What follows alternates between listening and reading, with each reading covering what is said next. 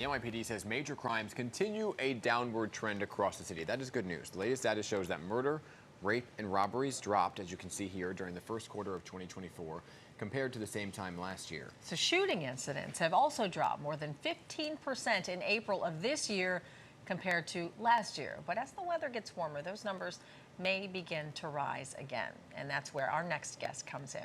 He's launching a Safe Summer 2024 initiative. And here to tell us all about it is K-Bain, the founder of the social justice organization Community Capacity Development Worldwide. So good morning to you, K-Bain. Thanks for being here. My pleasure. You're not waiting around. You're going to be proactive, Yes. not reactive. So explain the summer initiative and how it's going to work to prevent an increase in gun violence. Yeah, so as you stated, historically in summer we see an uptick in violence, and we know we have to stay ahead of that. This is not our first Safe Summer initiative, but it's going to be the biggest and the best. Our goal is to have the safest summer in the history of summers. It's a community violence intervention plan, and it's a three-pronged approach. So the first thing we're going to do this summer is strategic planning with organizations, grassroots organizations around the city of New York and around the country.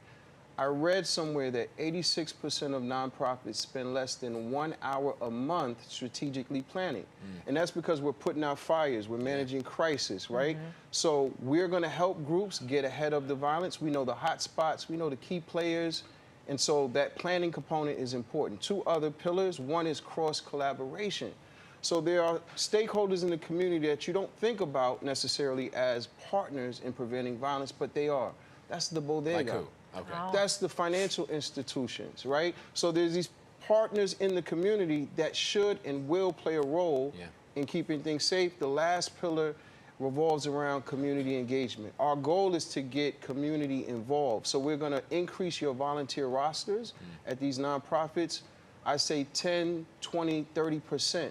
But we're going to do it scientifically. We're going to have a database that says, this is your area of passion, your skill set, your gift, and here's your time of availability. Many organizations have a list of volunteers that just sits there, but it's not operationalized. So where do you see schools playing a factor in this? I know schools are out during the summer, but there are some summer schools, right? We've seen recent stabbings in some schools where they had to put some metal detectors back, right? And so people always say it often starts there and could go out into the streets. How do you see schools playing a factor in the initiatives? What's interesting is I had a conversation this morning with Chancellor Banks, and he talked about our strong communication, our relationship. In some of these very schools you mentioned, we work with the families long after the cameras are gone, long after the incidents.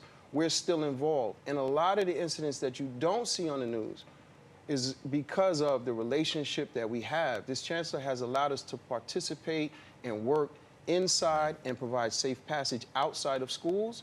And to your point, in the summertime, we're going to continue to work with the chancellor and his incredible team to make sure summer schools are safe and students have that safety feeling all throughout the summer. And one of the other things that we see a lot of in the summer are outdoor concerts and a lot of outdoor events.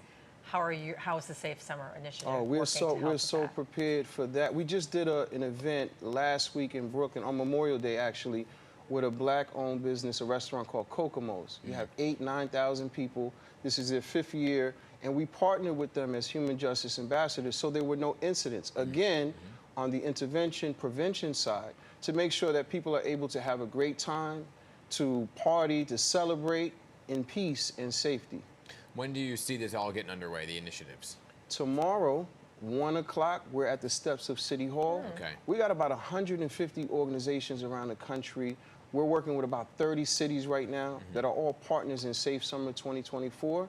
So tomorrow, 1 o'clock, City Hall steps, we're having a press conference. We're going to talk about Gun Violence Awareness Month, which is coming up, but also how we're going to keep our cities safe this summer and have the safest summer in the history of summers. Well, let's say you're somebody within the community, maybe a bodega owner or worker that wants to be involved and be a part of Safe Summer. How did they get involved? ccdworldwide.org. I want you to stop by that website, ccdworldwide.org, and click on that Safe Summer, that login there, and see how you can play a part and a role in making it the safest summer. Do you get funding from the city? We do, but not nearly enough. Right? So part of what we're doing this summer is we're encouraging people to invest, to partner, and participate in Safe Summer.